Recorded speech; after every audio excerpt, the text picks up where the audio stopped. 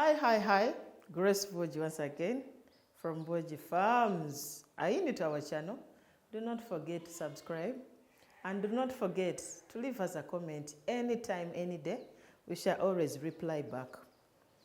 Today, we want to talk about one of the topics that most of us have failed to get a real grip on. That topic is how to hire farm workers on your farm. How do you hire farm workers? These are some of the things we want to talk about.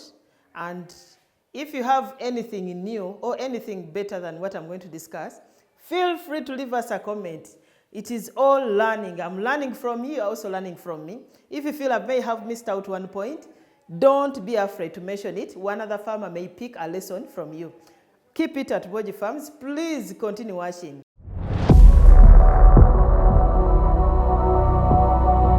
At any level of your farm, whether big or small, whether you're just beginning, whether you're already established, you'll need farm labor. And some of the challenges we are facing as farmers, we don't know how to recruit for these people. Where do we find them? How do we go about this whole process? This video is right for you. This is exactly what I've done. I'll give you the do's and the don'ts on some of the methods I've used of recruitment or to source for farm labor. Some are good, some have backfired. I'll always share everything. So number one, if you are to source for farm labor, number one, use radio adverts. I always use a number of radios in a particular area, especially if I'm targeting a particular kind of tribe to do a certain kind of work for me. For example, if I'm looking for people to herd my goats, I don't target my advert in central Uganda. I target my advert in western Uganda because I believe those are the kind of people I want who have the kind of experience to help me look after my goats and also to help me look after my banana plantation because they are skilled enough, majority of them, as compared at looking at other tribes. So if I'm to run adverts, they are specific and I run them in that particular language where those workers really understand. For example, if it is Western Uganda, I run my advert in Runyankore. If it is an advert in Buganda, my advert is in Luganda. I don't go any below that because I want the advert to reach the specific target group I'm looking for. And in that advert, I always specify the age group I want, what kind of traits I'm looking for, the experience in case any, all those things I mentioned them in the advert. And running an advert on radios, it's not so expensive actually. Usually I pay between 20,000 Ugandan shillings to 50,000 Ugandan shillings, depending on what time I want that advert to run. This kind of looking for workers is a little bit tricky because in the first moments, in the first hours of running an advert, you will get over 1,000 phone calls. And this is what usually happens. So what I usually do, I only share my contacts, which I rarely use because they will call at awkward moments, they will beep, they will send messages. And in those first moments of running the advert, in the first 2 days, I don't pick anyone's call. Do you know why? These are things you learn after experimenting on anything. So I don't pick the calls, those that are calling immediately. Why? Usually a number of those, they are playing about. They're just excited at the fact that I've just run an advert and I'm looking for farm workers. So what I do, I give them 2 days. Either I pick some of you or I don't pick all of them. And on the 3rd to the 5th day, the people who continue and call, those are the people I consider serious. Remember, they started calling like 1,000 people in that time frame when the advert had just run. But as days run away, you find that people calling are going to be fewer. So that is the lot I consider serious. So I start asking, I interview them there and then. Where do you come from? How old are you? Do you take alcohol? Do you have a family? Where is your mother and dad? All those questions I ask them because they are very key when you are looking for employees on your farm. The other option I've used is using contacts from the workers already on the farm. I ask them, do you know anyone in your village who can come and give me labor? So basically they are like referrals.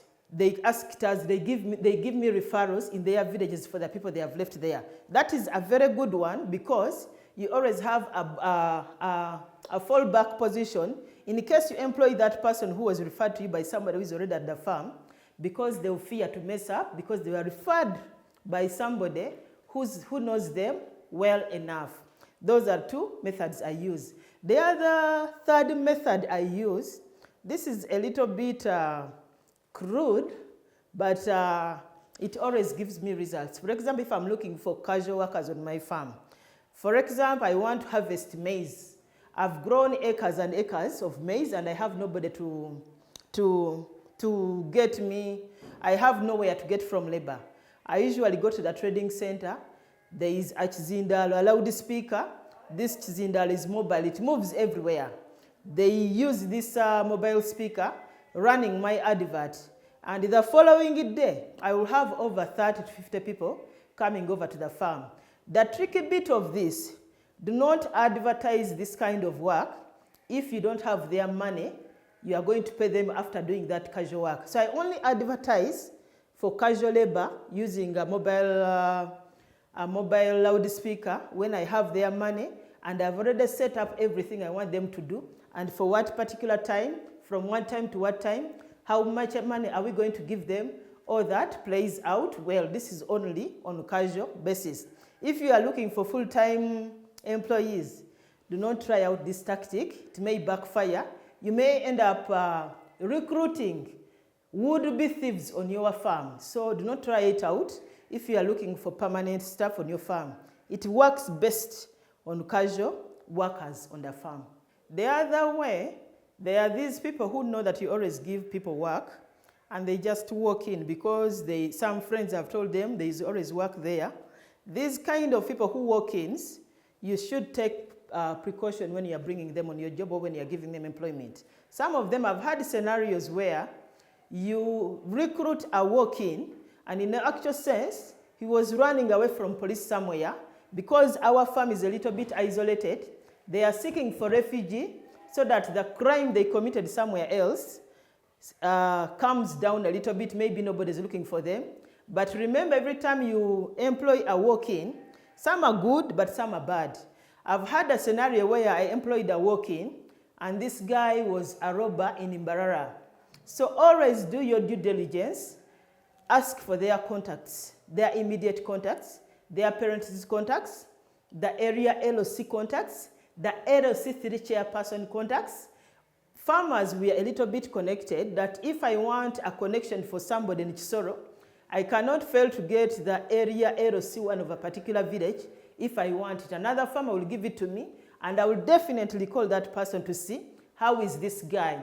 I've had scenarios where I employed walk-ins on my farm, and this guy had been with me for over 2.5 years, and we had started trusting him actually. And what happened, one day I was on the farm, he harvested matoke worth of 2.5 million. I entrusted him and I tasked him to put the money on mobile money. That very night, he disappeared with the money. But because prior to recruiting him, I talked to the area LOC1 where he comes from it was in Tungamo. I had to drive to Tungamo and I liaised with the area LOC. We were able to net them and we brought them to Rakai. And the good thing, they were able to pay back our money, but they learned a lesson. So here is the technicality of having walk-ins. I'm not saying they're all bad. There are some good apples, but out of those many, there are also bad apples. Use your sixth sense to see what works for you and what doesn't work for you. Don't just easily recruit somebody because they are simply desperate for a job. After you have done the nitty-gritty of asking the questions, asking for the telephone contacts of all those workers, and it is your time to bring those workers on your farm. Here are some of those key things that they should never miss when they are coming to your farms. Ask them, to come with at least 2 pictures, recent pictures of them. They also come with the area LC letter, which is not backdated, but which is of recent. For example, don't accept somebody who has an area, they call them Hbali, who has Hbali dated way back last year. That guy is usually lying. These LCs are always flexible. They always give you that Hbali or that letter if you need it anytime. So always have something which is recent. You are looking for somebody in January. Let them get you a Hbali of January and the dates at least of recent. Get an area LC, LC1 and LC3. These guys are very key in helping you track these guys in case they mess up on your farm. And also the parents or the next of kin. For example, I've been on farms where people have had very bad accidents on the farm, and they are not majorly caused because of the negligence, but something simply happened. Like somebody jumping into a dam and then they drown. And remember, they didn't give you any contacts, so their next of kin of contacts. Where do you start from to look for their parents in case of burial or in case of reporting something bad that happened at the farm? So always have these contacts. And when they give you these contacts, please make sure you call on them. Don't simply keep them. Some of these contacts, anytime maybe they were blocked or maybe they were off or that, call them there and then and ask all the relevant questions. Actually, prior to calling, prepare the questions you are going to ask those LC ones or the LC3 or even their parents. Prepare all this. Ask them, do you know this guy? Which color is he? What does he like doing? As he has any criminal records on the place? Is he hardworking? In the future, what do you think this boy can be capable of doing? How long do you think you are going to keep him? All these questions are very key when you are bringing these guys on your farms. Number two, when you bring them on their farms, have a record book.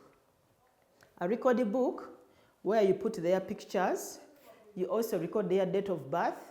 You have their phone contacts, the next of kin. Also attach the area LC letter in that book, plus in case they have any medical records they may be having, add them there. So these records help you in such a way that after some time, if there is a high staff turnover on your farm, you can easily tell. And then also still have a clear job description for your farm workers, whether illiterate or literates. Have a clear job description. Some of these guys, they are like robots. When you recruit him and tell him you are going to herd goats, he may not allow to go and tend in your banana plantation. Have a clear job description on what he has come to do. But also explain to him that there are those months where the kind of work you are recruited to do may not be readily available, but we can easily divert it to another kind of work, but you still get to be paid. And I, for one, what I do on my farm, for example, the people who had goats, I have around 8 to 9 guys who had goats. And what I do with them, from 7 up to 10 a.m., they are doing nothing basically at the farm. So we agreed with them that in the meantime, when they are doing nothing, I can divert them somewhere, maybe in the banana plantation to mulch, or maybe to slash somewhere, or maybe to plant for me my coffee. But at the end of the day, we calculate per hour worked, and then I give them that extra money. Because I realized they used to feel bad. Every time I would bring in casuals from outside, they get the money there and then, and these guys remained broke as they are waiting for their salaries. So I resorted from morning up to 10. I take them somewhere, especially in the rainy season. They first do some work, and then I pay them their money. Their money should be instant. They should not wait for long. Always calculate, and even if you don't have it, have a book where they sign and tell them, today you have worked for this amount of money. The other day you worked for this amount of money. And when you have it, call all of them together. Don't give one person money and then you leave out the other one. They'll feel like you are segregating against all of them. So bring them all together. Discuss, today you worked this. You are very lazy, I'm giving you this, I'm slashing your money by this amount. You agree as a group. That is how it has been able to work for some of us. I, for one, I operate a very small team because I realized managing a very big team was a little bit tiresome for me. I was always annoyed. I was always angry. So what I did, I decided to increase the salaries of those few workers. And at the same time, I also increase the kind of work I give to them. Like I've just mentioned, the goats people, I first give them some work in the morning, evening time or afternoon time, they go to herd the goats. When you're employing these workers full-time, avoid using workers on full-time basis, people from around the farm. I found it very problematic. I used to employ them in the beginning years of my farming life. But here is some of the challenging situations that usually come along, especially if you're employing somebody from around nearby the farm. These are the people who will bury from Monday to Sunday. These are the people who are going for weddings from Monday to Sunday. These are people who have lost a child. These are people who have a sick child all the time. You will pay them money, and the full week they are always drinking because they are from nearby. They will always want to bury relative A, relative B, relative C, because they are nearby. So when you employ somebody from very far away, the farm, they always think otherwise when they want to spend their money. Why? Because he will think of wasting around 100,000 to go to Soro to go and bury. He rather sends condolence money than using all the money. Actually, may use like half or quarter of the money to send than waste the time to go. So these people who are very far away, they are always very good to work on full-time basis. And the people from around the farm, they can easily work as part-time employees. But also remember, when you employ these guys full-time, sit with them and agree. I like guys from Western Uganda mostly. Why? When you sit with them, you agree. How long are you going to work at my farm? They'll tell you, Madam, me, I'm only going to work for 6 months on your farm. I ask them why. My only challenge, I'm here to look for iron sheets to build my house at home. So you just know after 6 months when this guy is ready to go, because he told you in the beginning, don't stick on him unless he's really good or unless he changes his mind and tells you, Madam, my chibalo does not add up. I need to add other 3 months. So sit with them and see their end goal. Why are they working? Why they need that money? Why are they working for a year? Sit with them. At the end of the day, it helps you to gauge and also make a plan B. In case somebody is leaving the next 6 months, you can always have a replacement 2 months or 1 month before the 6 months elapse. I don't know if you have gotten my point.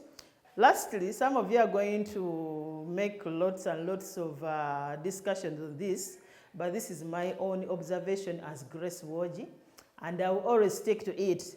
Are you aware that certain tribes you bring on your farms will not do certain kind of work?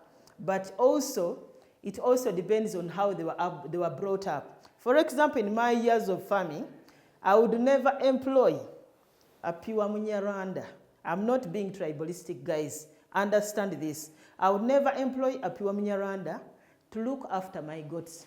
They will always run away to any farmer who is willing to give them milk to herd cows. You get it? That is their way of bringing them up. I would never employ a person from east or north to come and look after my goats. They simply don't give me the best results.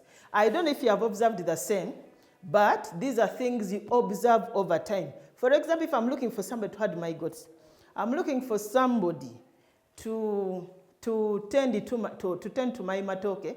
The best option would be somebody from Western Uganda. I don't know what your observations are, but these are things, there are certain tribes that do work well and others suck at certain what. I'm not saying you deny these people jobs, but always see before you bring them on your farms. That's all I had for you. Grace Woji. This topic is a topic for discussion, okay? What works for me may not necessarily be the one working for you. These are things we are discussing. Let's share ideas as farmers. Thank you for watching. Once again, Grace Woji. Do not forget to subscribe and do not forget to leave us a comment, okay? Bye-bye.